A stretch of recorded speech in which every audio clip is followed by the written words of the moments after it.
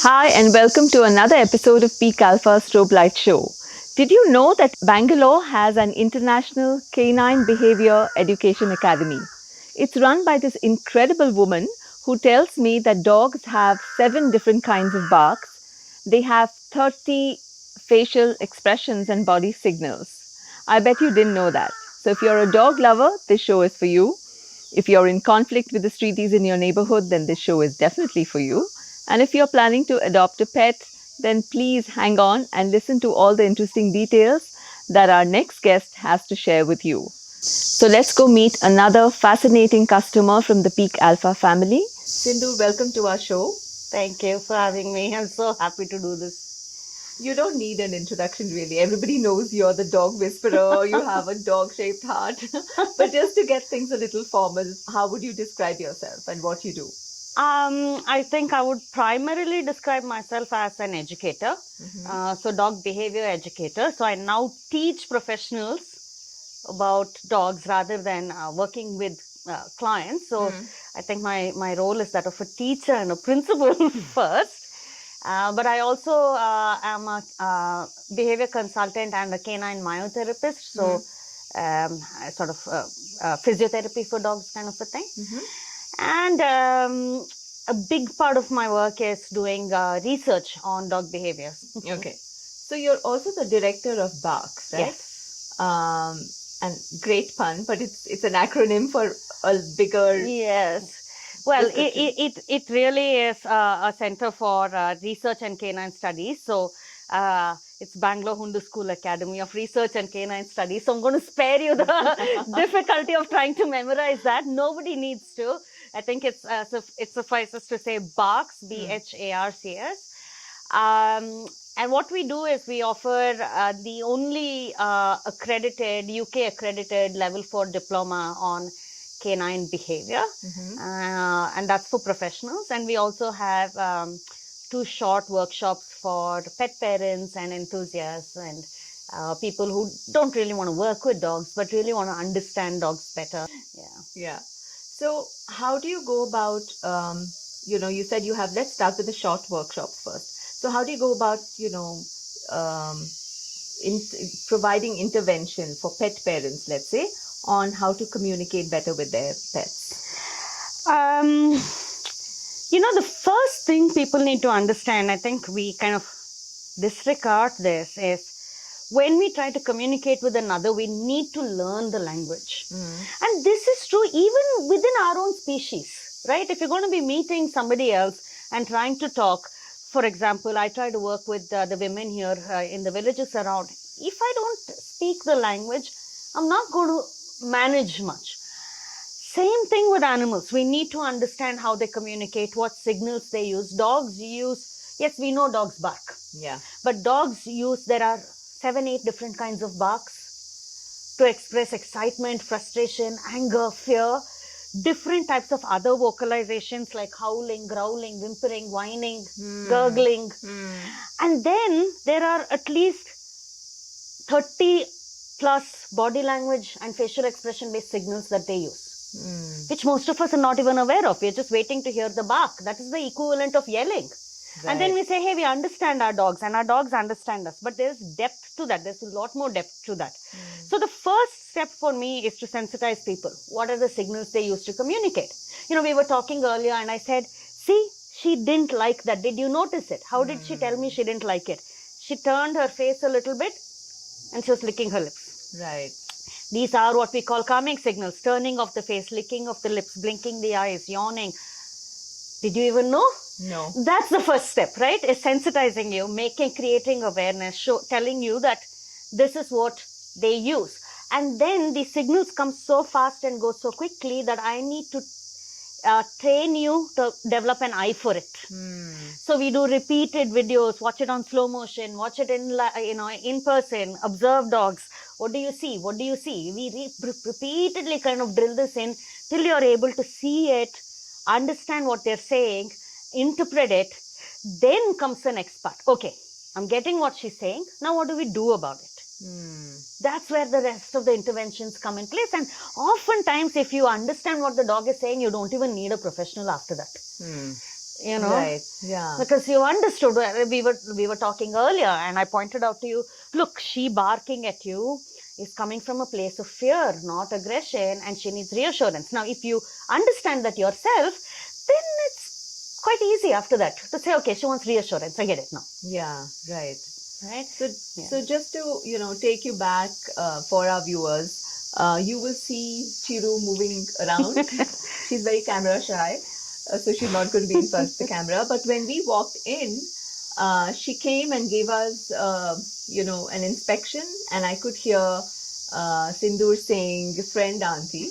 So apparently that's code for friendly person, and Sindhoor says friend auntie no matter if it's a man, woman, Yeah. child. But yes, so I stood there and got inspected, sniffed, and then she was fine. Yeah. But something we spoke about later also reminded me about how the way we treat dogs and the way we treat humans there is a lot of similarity there. And you spoke about consent and autonomy. Yeah. So can you just share that with our audience? Absolutely. A big part of what we do is understanding that animals deserve respect. And when we say respect, what that means is respecting your personal space, respecting your body autonomy, respecting your right to say, no, I do not want to engage with you. I do not want you to touch me.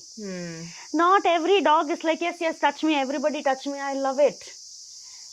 Just the way human beings, some of us are huggers and some of us are not. Absolutely. Yeah. And that's okay. And then there is, and what goes into that, we don't need to overanalyze those things. But understanding, giving space, and you asked me, right, what is the first thing that you do when you go to work with a dog? And it's surprising, a lot of people don't understand, but the first thing I do is actively do nothing.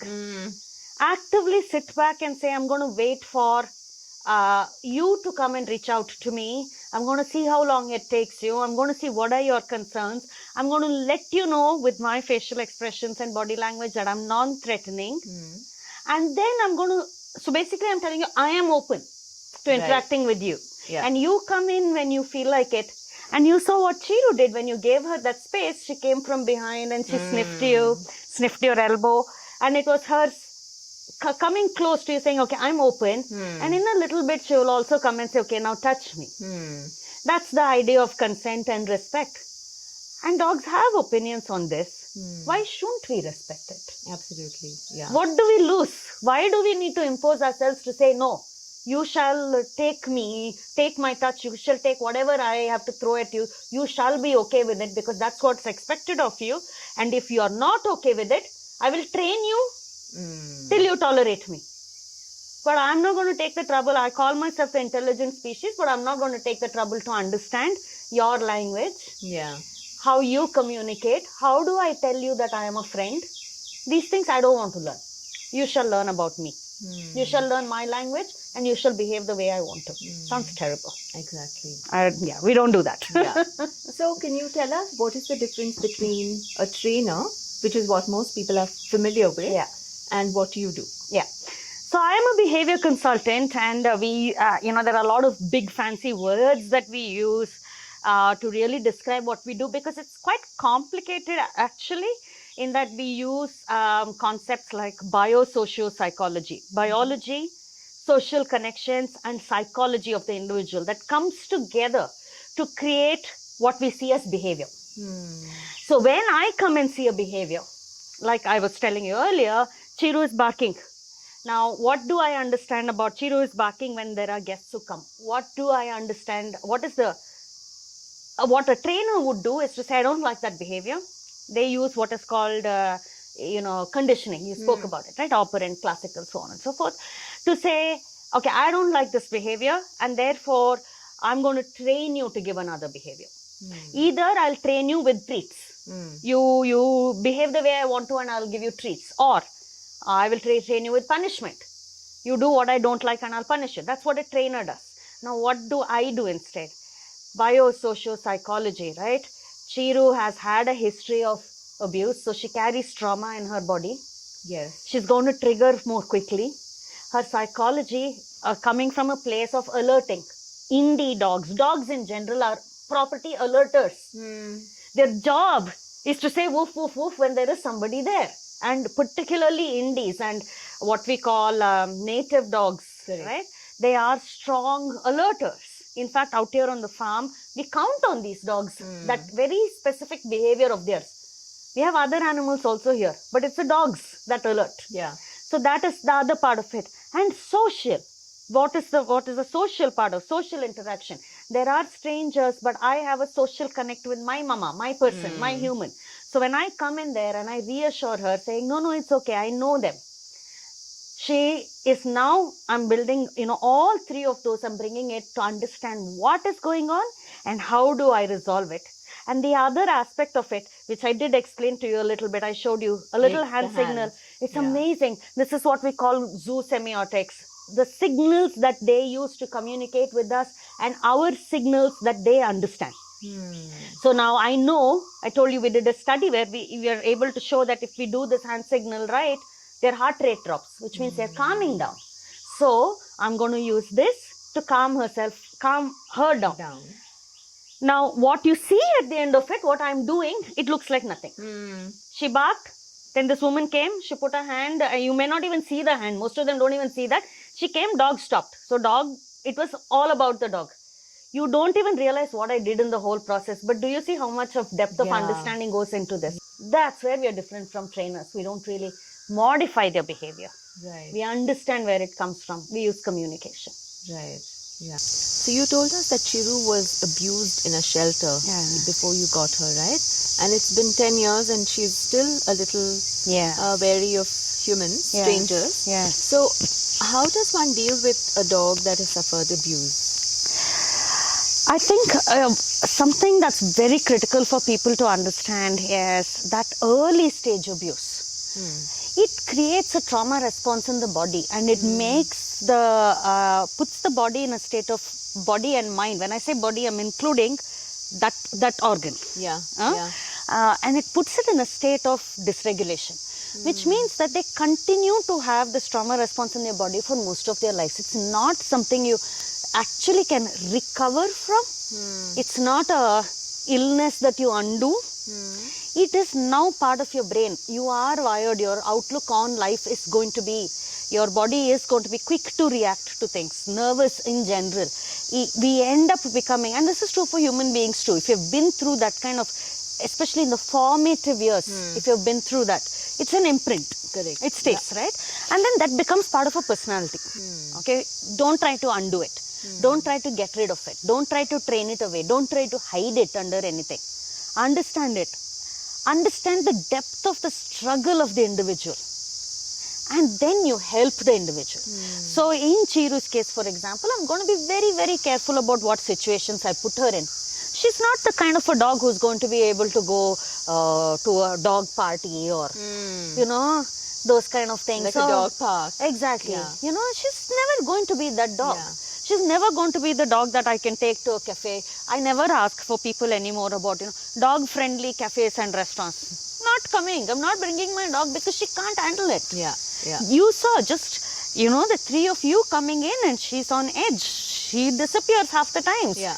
Because she's like, I'd like my space. Thank you very much. Yeah. So understanding that, giving her that space and using my body language to reassure her and things like that. And then we also do a little bit of collaboration with people to work with diet, to work with natural therapies and aromas and all of that. And all those help eventually. But I think fundamental is understanding what it does to the brain if you've been through abuse. Why are you struggling? Why are you defensive? Why do you come across as aggressive? A lot of dogs come across as aggressive.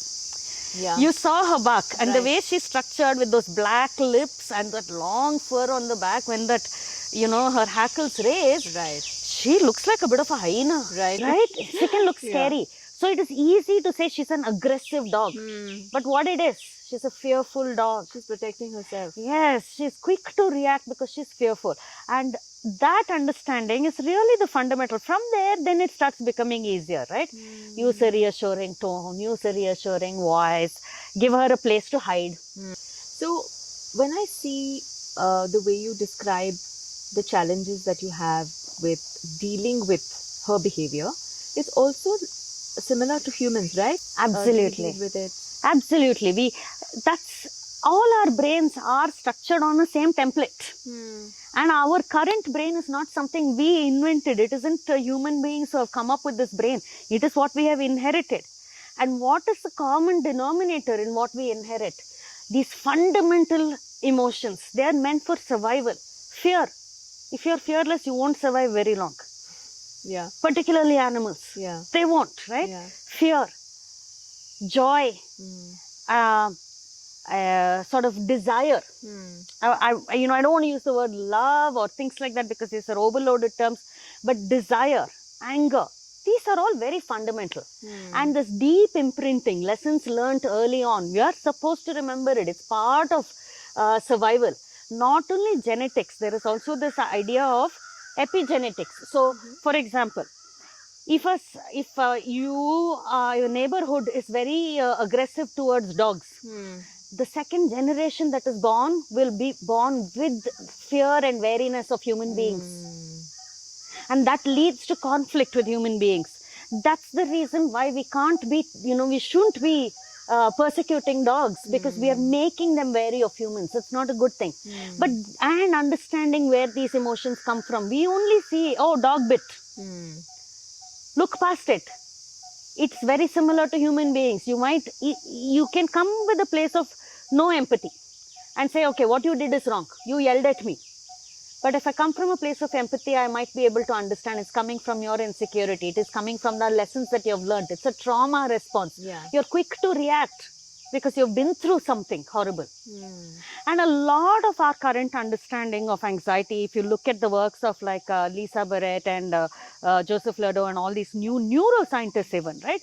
A lot of the work that they do around anxiety is based on what? On animal experiments. We are understanding anxiety, fear, anti-anxiety, all of that. Our understanding is coming from animals. We are applying it to human beings. So I am not taking human ideas and going back to animals. I'm actually taking animal ideas and, using them in context there. Very true. The famous Pavlovian experiment, right? Dog. Yeah. Right? Yeah. Yes, absolutely. So you touched upon a very contentious topic, especially in Bangalore. I'm sure it happens in every city, where, some neighborhoods are very hostile to streeties and to strays. And it's a common conflict you see. How does one deal with something like that? Okay. First thing to understand is any animal that comes in contact with human beings, sadly, we end up in a state of conflict with them. But the cool thing about dogs is, unlike, the snakes that are here, unlike all the reptiles that are here, dogs are willing to cooperate and collaborate with us. They're willing to be friendly. We should be exploiting that to create a sense of coexistence. Why do we need that? Because here's the interesting natural history about dogs. A fish evolved in water. Some reptiles evolved in swamps. Dogs evolved around human beings. This is their ecological niche. They evolved to be part of this niche. And what is part of the evolution is that they've evolved to be friendly with us as well as useful to us. What is the primary function they form in most neighborhoods? In fact, here out on the farm, we're trying to encourage everybody to start feeding the dogs here because there's a lot of test here. And nothing is more secure, nothing provides better security than these dogs that alert and bark. They are property guarders. It's really funny. It's one of the very few animals that understand property. And one of the things that I do quite frequently, India is not always very safe for women, right? So if I'm in Bangalore, let's say late in the evening, I'm out of a restaurant waiting for cab to arrive, dark street, I'm getting a little nervous. If I see a streetie around, I'll call the streetie and I'll pet the streetie. Within 10 seconds, that streetie is my best friend. So now if there's anything that happens, guarantee the streetie will bark. If nothing else, will bark and bring the place down. And if one starts barking, everybody on the street will turn up and start barking. So nothing can happen in silence. And they take sides. They take sides very quickly. Now studies show us that they do. They look at human beings who they think are fair, unfair, friendly, unfriendly, not towards them, But towards each generally, other, okay, towards other human beings, and they take sides. amazing. Amazing, right? That's the thing. And so that's what I try to tell people is, don't look at it as, oh, they're a pest. They're actually very, very useful. They can be very, very useful to us. And it's very easy to resolve conflict with treaties. Start feeding them, befriend them. If you're afraid of all of that, just smile. Start with just a smile. We've been doing studies on this. You know, I like dogs, but I was doing a study trying to tell a dog, don't come near me. And I'm trying to get this on video. But I like dogs, okay? I can't help smiling. So I'm like, hey, don't come. And then there's a little smile that turns up on my face. The dogs are able to tell. Yeah. They're coming running towards me saying, you are bluffing. Your friend, I know that. It is that easy, really, if we start getting to know them. Put a little bit of, whatever is left over in the house, put it out for them. Let them think of you as their friend. It will become easy for you also to think of them as your friend if you do that. Yeah, yeah. Nice. And it's useful. Yeah, exactly. Yeah. How easy or difficult, or is it even possible to, change habits or deal with older dogs? It's a very common thing people say is old dogs don't learn new tricks. And that's a myth. That would then mean that as I age, I should stop reading anything and learning anything. Muscles atrophy with age, whereas neural plasticity remains. No matter how old we are, we can continue to learn, we can continue to grow. That is the power of the brain. It's an extraordinary organ that can continue to grow, not just exist, but grow well into our old age while the rest of the body is saying, I can't keep up. Yeah. So learning and growth can happen at any age. Habit changing is difficult. That's a slightly different thing. Habit breaking is actually formation of habit, changing of habit, no. Habit breaking is difficult. That's a little, the longer you last, the more that habit has worked for you. So I'm going to come back to the fear part, because I was afraid of dogs, and I told you I wouldn't have been able to sit like this with a dog within like 6 feet distance. But I see that a lot of other people also have that, They say, I like dogs. It's not that I hate them, but it's an irrational fear. Yeah. So how do you deal with something like that? Funny, I'm not a human psychology expert, but like I said, a lot of these things are similar for all animals because we do the studies on animals. So I've come from a place where we do this with dogs, and you will see a very similar thing. Irrational fears are part of existence. We all have it. I'm not afraid of dog, yes, but I have an irrational fear of reptiles with legs, big lizards. Okay. So you can imagine, I'm terrified in this house because of those. The way you deal with it is you give yourself exposure to this object of fear from a distance, from a safe space, what you consider safe enough that you don't panic. So now when Chiru is afraid of, let's say, human beings, for her it's human beings, when I said the cleaning people had come, this distance from the house to here, this was an acceptable distance for her. She sat and she observed from here. This was an acceptable distance. So you stay at a distance that is acceptable for you. So with dogs, I tell people, observe dogs maybe from your house window. If there's a litter outside, a group outside, or from a car, or spend time, go sit in the garden for a little bit. Your our apartment might have like some something. So sit at a distance and observe, learn, see how they communicate, and most important is learn how they communicate, because when we don't know what they're saying, we misinterpret them. And that is the fundamental area of fear. That's where it comes from. There's a quote that I love a lot. It's a very famous quote actually from he's a chief of one of the First Nations of, I think in North America. Talk to the animals.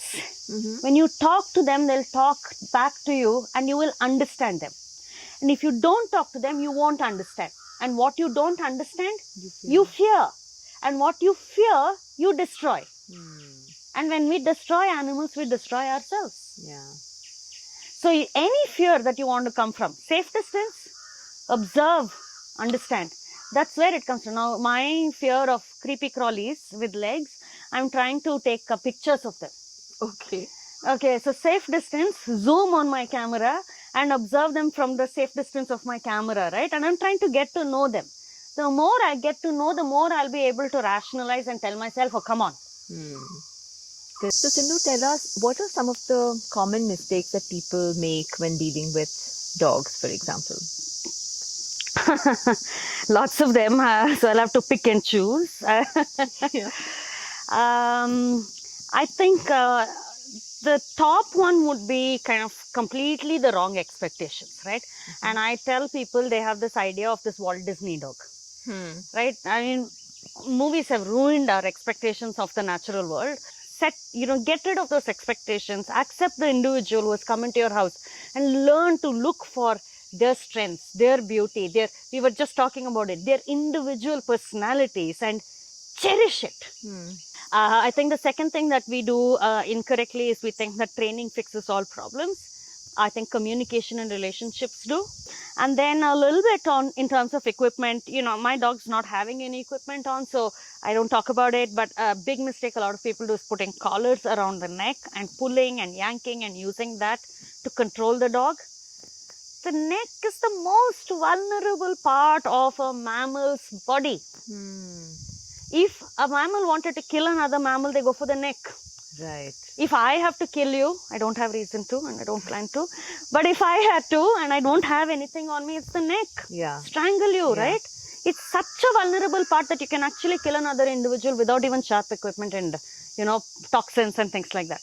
And putting something there doesn't make sense. You don't wear a seatbelt around your neck. Correct. Absolutely. You won't do that even if I told you, hey, I'm an excellent driver, 3 decades and I've not met with an accident. Come on, wear the seatbelt around your neck. Absolutely. You won't. Yeah. So we use a harness, we use what is called an H harness, and I think that's and I think with the street dogs, the mistake is not getting to know them, not feeding them, not providing them necessary health care, and sort of taking control of their population size. Neuter and spay, vaccinate, get them healthy, feed them, get them into a healthy, friendly population. So what is it about dogs that give us so much comfort? We spoke about this earlier, right? I said they evolved around human beings. And a big part of that evolution was making themselves useful to us. But also a big part of the evolution is making themselves lovable to us. They've evolved to make themselves lovable to us. So, she's looking at me right now and, those big black eyes. Interesting tidbit or interesting fact. Dogs have extra muscles in their eyes that other canids don't have to make their eyes look big.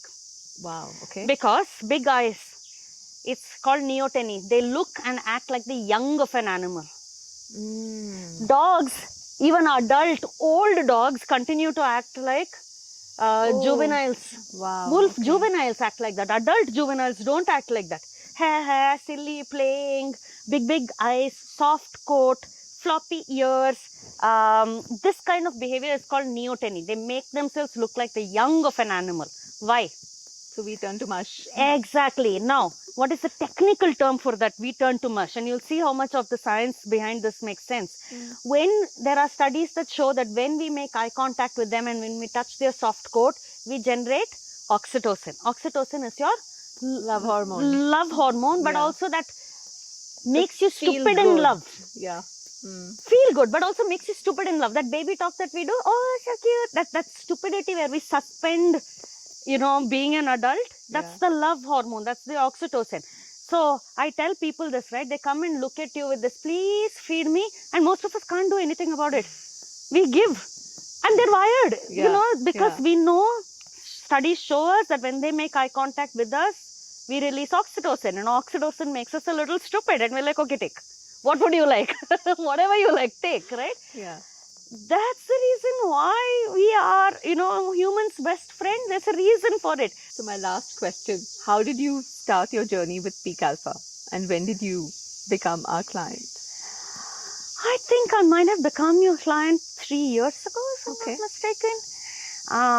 I had just sold a piece of land, and I was like, okay, I now need a little bit of sensible advice on what to do with, the money that I got from selling off the land. And so let me not just randomly do whatever I want to. And so I knew Priya, and I reached out to her saying, hey, can you help me? I don't feel like I'm taking a sensible decision here at all. I really don't know anything about money. Yeah. And then, Priya assigned Kiran to me, and oh my God, I'm in love with Kiran. Okay.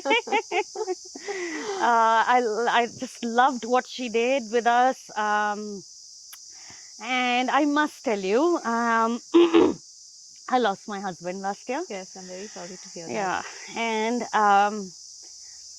I reached out to Kiran. One of the first people I reached out to was actually Kiran, because one thing that happens when something like this happens, when you lose a partner who's a young partner, and we're in the prime of our making our income, and such a big part of the income is gone. So there's a huge fear that comes with it, which is, can I live now? Can I make life happen? How insecure am I? How scared do I need to be? And right after the death, you are scared. Every worst case scenario is playing out in your head because the worst case has happened. Yeah. Right? So I reached out to her, and what struck me is, I don't know if I've told Kiran this, but what struck me is how reassuring she was with me. Seems like she really understood what was my fear in my head. I didn't have to articulate it.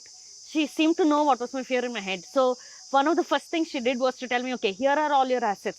This is what you can afford. This is what, you will need. This is your retirement plan. All of that, giving me that full picture. And I could take a breath. Saying, okay, my day to day, my rent, I can take care of it. Yeah. These things don't occur to you, when you're going through this thing. I needed her to say that. So I felt like more than a financial advisor, it was really understanding the role of the money that it plays. Money is not always about just grow wealth. Correct. Yeah. Money plays different roles. And for a young widow, money is about security. Absolutely. And that's what I felt like she understood that, and she was able to provide that support for me through that difficult period. There are a few people that I count on my fingertips who helped me survive that year. I'm alive because of that. Kiran definitely falls in that list for me. Yeah. I mean, you must tell her that I said that about her, because for sure. Really, I don't know how to express what I feel towards PeakAlpha and what I feel towards Kiran. Yeah. I'm just so grateful that I have her in my life, and I'm grateful I have organizations like all the people also who came into my life, all the animals that have come into my life, and I realize it's the connection eventually that matters. And that connection, right? 1 year I spent in pain. I can imagine. That too lockdown. Yes. So there's nobody around. You cannot meet people. Just pain. And you see it in the movies. People go for all kinds of things, right? You decide to overwork yourself. You decide to work out. You might go for drugs. You might go for alcohol. All kinds of things. But the truth is, none of them actually help you cope with the pain. The only thing that cuts through the pain and gives you relief, moments of relief, is connection. Be it that, or be it a professional one where they take a moment to connect. Take a moment to say, I see your pain. And I'm here. I'm here through this, whatever. That moment, that cuts through the pain. Yeah. Anyway, thank you, Sindhu, for sharing your story with us, and, for sharing so many tips on how we can love our dogs better, and also for a very, very personal account.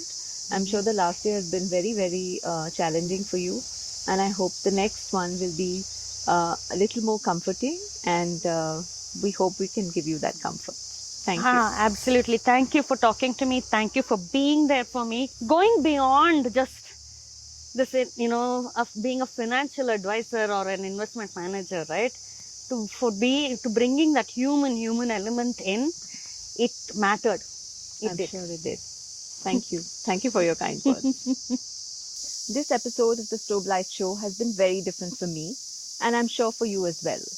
When it comes to communicating with dogs, there are no big moves, and we will all do well if we adopt a similar policy when we deal with human beings. And as Sindhu said, a little bit of kindness goes a long way. If you want to know how to communicate better with dogs, we're leaving you with the email ID and the address of BHARCS. We're also leaving you with our email ID, hello@peakalpha.com. Please do write to us. Also check out peakalpha.com and all our social media handles. Until next time then, thank you for joining us.